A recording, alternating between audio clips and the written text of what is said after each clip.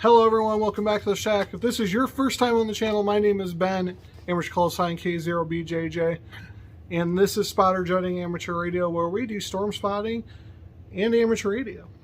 A lot of POTA. But that is what I don't have you here for today. What I have you here for today is an unboxing. I got something in the mail, and you're gonna like it. Oh, some of you might like it. Some of you might be watching exactly for what's in this video. Check out the other content, please, and see if you wouldn't mind joining us here on the journey. With that, let's get to this unboxing. All right, let's open it up. Try to do this all on the camera.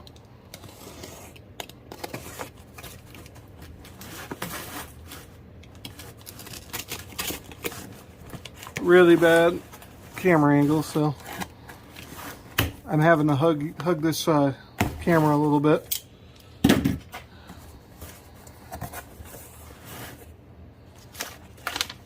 Packing slip from Bridgecom.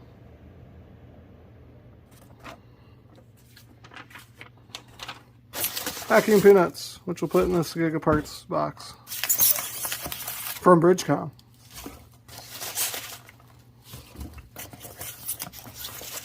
Here, you know what? You guys can stare at my... I'm going to get rid of the packing peanuts.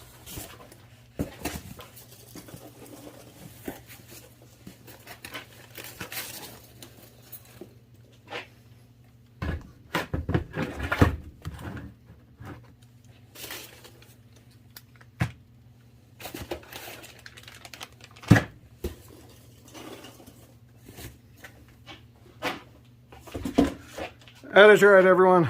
I'm upgrading from a UV5R to an AnyTone 878UVII Plus. Oh, this is my extra battery I ordered. So let's open this up and see what's all in the box.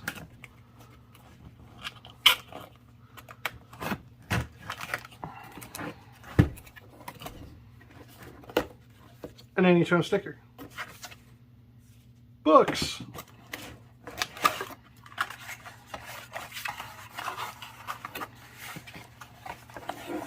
I'm trying to do this all on camera without being able to see the camera, so I apologize.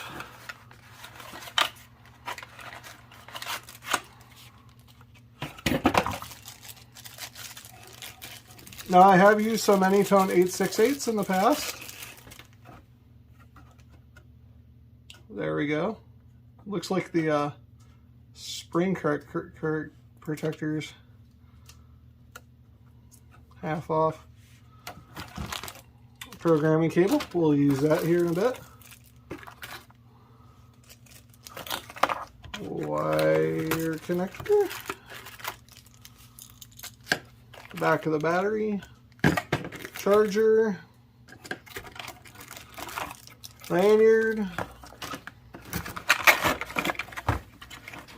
The PTT, wireless PTT, which I have not used yet from my first radio, which is in the truck. You guys have all seen that, my 578. The stock whip, which I'm curious to see how this does.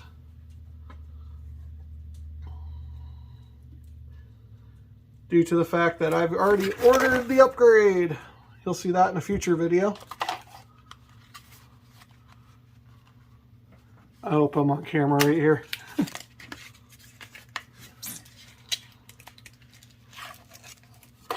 And then the battery. So, I'm upgrading from a Baofeng UV5R to an AnyTone. Oh, these go on differently. Okay. 878. See if it's got any charge with it.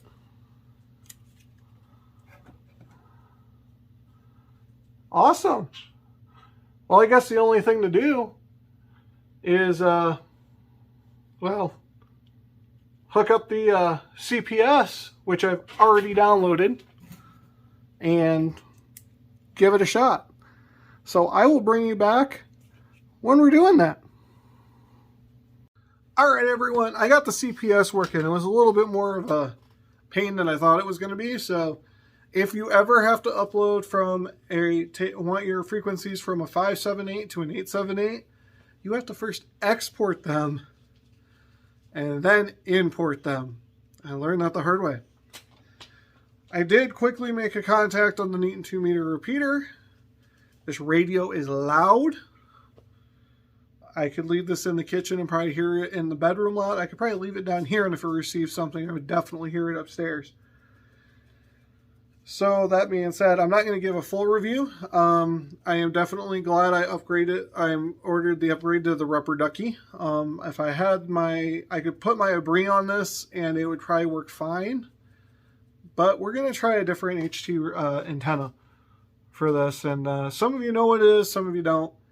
But we're going to try a different HT antenna. It's back ordered a couple weeks, so hopefully here in a couple weeks we'll be able to get on the air with the new HT. But this radio is not going to be my ground and pound. This is not going to be going with me out in the field for Skywarn.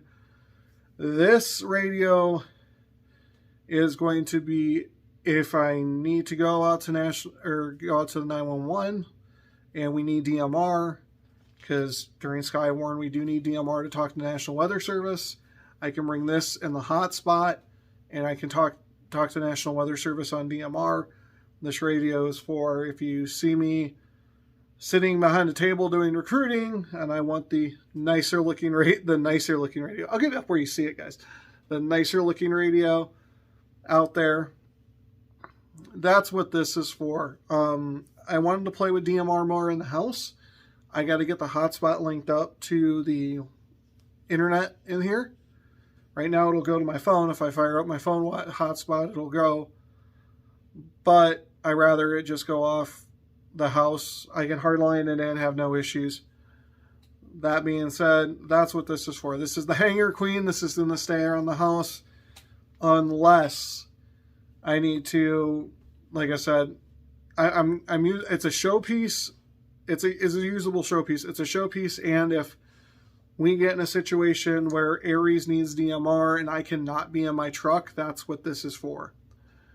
So, though I'm not going to loan this out either. These radios are not a lot more expensive than a few V5R. So, you will get a review on it. You will get my thoughts on it down the road. I want to play with it a little bit. I played with some 868s, but it's been as much as, okay, here's my radio, go ahead and make a call. See what you think. I haven't really got to play with the internals, so I'm going to play with this a little bit, and I'm going to do a full review on the 878UVII Plus, which is what I got. I do have all my local frequencies, all my local DMRs, though, programmed that I have on the 578. So another thing, I'll show you what else, a couple other things I got in the box, and people probably see that people don't like these lanyards or the belt clips or either one. They just like the radios. A little tip from Aries, from someone in the field who's worked with radios. If you've got a lanyard and a belt clip, put a carabiner on that lanyard and clip it to your belt. So that way, if this fails and it falls off, it dangles on your belt loop. Saves it from bouncing off the pavement, saves you from breaking radios. So something else I did get in the package, and I did point it out. I'll break it out here. I got the external speaker mic. I'm looking forward to playing with this a little bit more. I've got the Bitech on my UV5R. This is the same generic, I think they call it a Kenwood plug. Same basic deal. And then I also did get an extra battery because you always want an extra battery for when a derecho happens and knocks out your power. And now instead of having 2 fully charged batteries, you have 1 fully charged battery and a dead one. No. You have 2 batteries, and right now with between this radio and the UV5R, I should never run out of HT batteries or working handhelds unless I can't fire up the generator to plug the battery charger in. So we should be good. Emergency services, as far as our MCOM goes, we should be good. I might move a UV5R down here in the basement. I know when the wife ends up coming down in the basement, the radio isn't the first thing she really thinks of. So we do have 2 UV5Rs. One's my, go bag, grab and run, and if it breaks, it breaks. It's $35, no big deal. The other one sits in the charger, and that's hers, that she can listen in on me and the team as we're storm spotting. Heaven forbid something happens. It's an emergency. She can reach out. So I'll probably move that radio down here. This AnyTone will sit up next to the Baofeng battery charger. So you will get a full review and stuff, like I said. I'm excited. It's a new radio. It's a DMR radio. I can start doing DMR in the house. So when any of you guys want to reach out to me and say, hey, let's make a quick QSO on North America or an Iowa statewide, or, a storm system hits and we're supposed to be monitoring Iowa statewide 3119 for updates, I now have a radio that can do that without being stuck in my truck. So I'm really excited for that. I only have one hotspot, so if I do need DMR in the truck, I will have to go take the hotspot out and put it in the truck. So that is the kicker. I've got to figure out if I can have a hard line into it with DMR working, and then figure out if it'll automatically switch over to my phone Wi-Fi. A little bit of playing around to do. If you know the answer, put it in the comments below. Knowing when you see this, I might still be struggling with it. So you might be helping me out. So thank you all for watching. Don't forget to like, share, and subscribe. And we will see you in the next video.